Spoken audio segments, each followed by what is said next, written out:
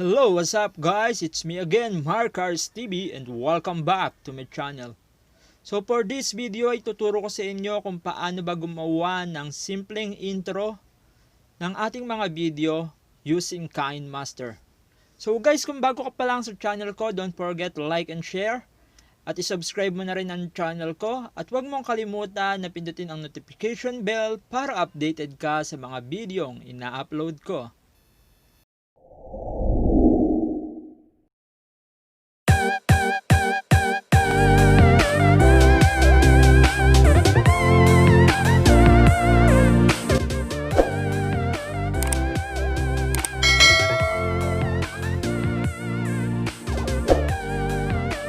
So for this video guys, ituturo ko sa inyo kung paano nga ba gumawa ng simpleng intro para sa ating mga video.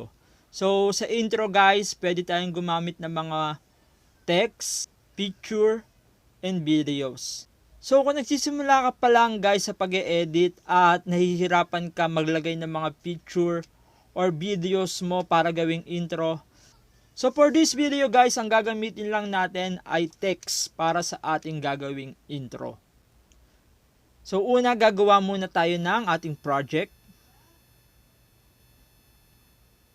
And then, pili tayo ng ratio. So for YouTube, ang ginagamit natin is landscape, 16:9. Then kuha tayo ng ating background. So yan. Pili tayo ng kulay or kung may background ka na gusto. So yan guys, then nasa baba na siya, iset natin yung kanyang oras kung gaano kahaba yung gusto nating gawing intro. So sa akin guys, ang ginagawa ko, kumukuha muna ako ng music. Tapos siya yung susundan ko sa aking gagawing intro. So, punta tayo sa music. For example, ito na lang. So, pindutin lang natin tong plus sign. At makikita natin, nasa baba na yung music na pinili natin. Then, back tayo. So, punta naman tayo ngayon kay layer, guys. So, guys, yung gagawin nating intro is yung naaayon sa video na gagawin natin. For example, sa vlog tayo or kung ano yung ginagawa natin. So, ilalagay ko travel. Then, okay. So, palakihin lang natin siya. Then, pili tayo ng font na gusto natin. Dito. So, ito na lang guys, yung napili ko. Medyo malaki. No to serif bold. Then, back tayo. So, makikita natin guys, ito na siya.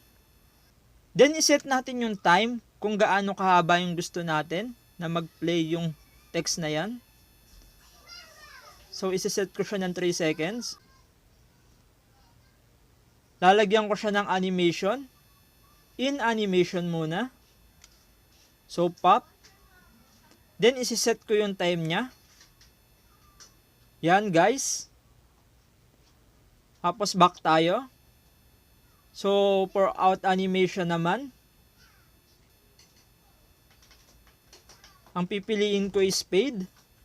So napaka basic lang ng intro na to guys. Then back.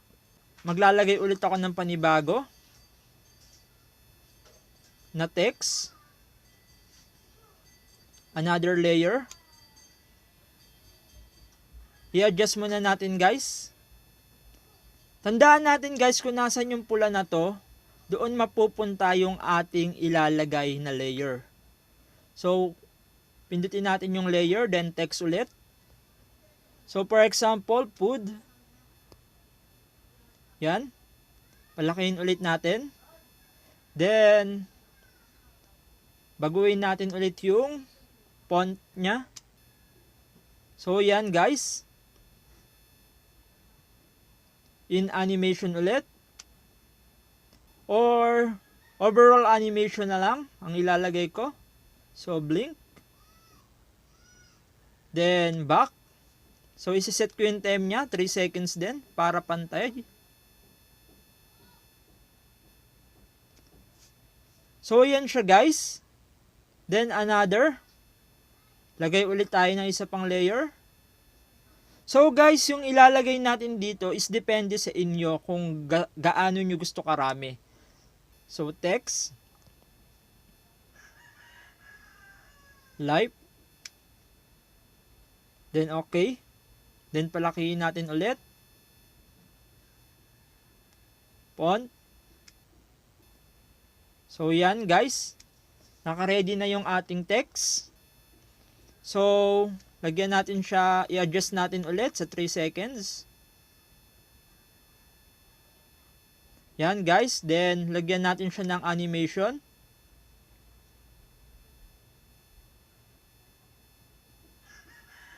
Scale up. Then, adjust natin yung time. Back tayo. Punta tayo sa out animation naman. Then, scale down. So, be creative lang guys sa gagawin yung mga intro. Adjust natin ng konti. Para pagandahin pa natin yan, punta tayo sa layer. I-adjust muna natin sa umpisa. Then, punta tayo sa layer. So, punta tayo sa sticker guys kung gusto natin pagandahin yung ating ginawa. So, pili tayo dito. For example, gusto ko siyang lagyan ng spotlight. Yan. Then, pili ka lang dyan guys ng gusto mong ilagay. So, guys, ikaw yung pipili ng gusto mong ilagay na design para sa gagawin mong intro. So, yan guys. Then, pindutin natin siya. Then, palakihin natin. So, sa akin gusto ko guys, hindi siya masyadong makita. Yan. So, pwede siyang sumobra doon sa ating ginagawang video. Back tayo guys. Play natin. So makikita natin meron ng effects. I-adjust lang natin yung time ng ating spotlight. Yan. So lagyan ulit natin ng text.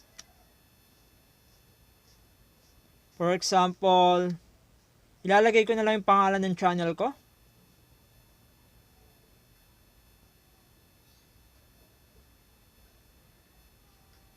So, yan guys. Palakihin natin. Then, lagyan natin ng in animation.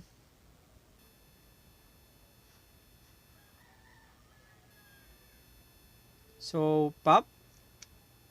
Habaan natin yung oras. Then, back tayo. Out animation. Fade. Set natin yung time. Palitan natin yung font.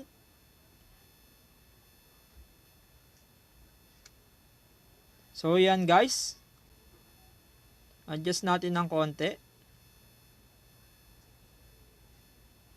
So, maglagay tayo ng effects pa. Sticker.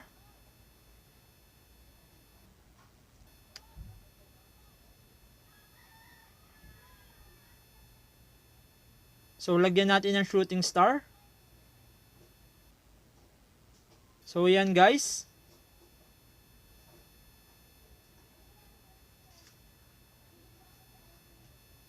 So, guys, tayo na lang yung mag-a-adjust kung ano yung gusto nating ilagay na effects para sa ating mga intro.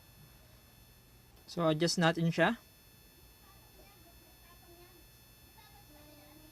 So, yan guys.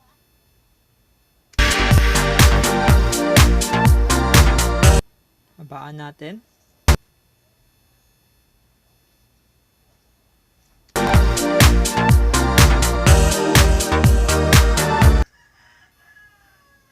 So, i-play natin yung ginawa nating intro.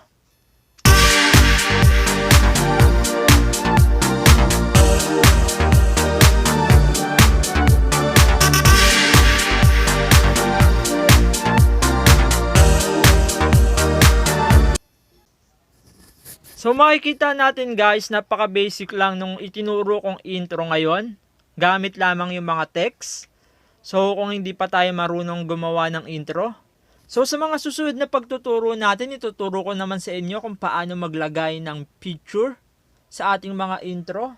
So paano gumamit ng video sa ating mga ginagawang intro. So muli, this is Mark Harris TV at hanggang sa susunod na video. So kung bago ka pa lang sa channel ko, please subscribe my channel and pindutin mo na rin yung notification bell para updated ka sa mga video ang ina-upload ko.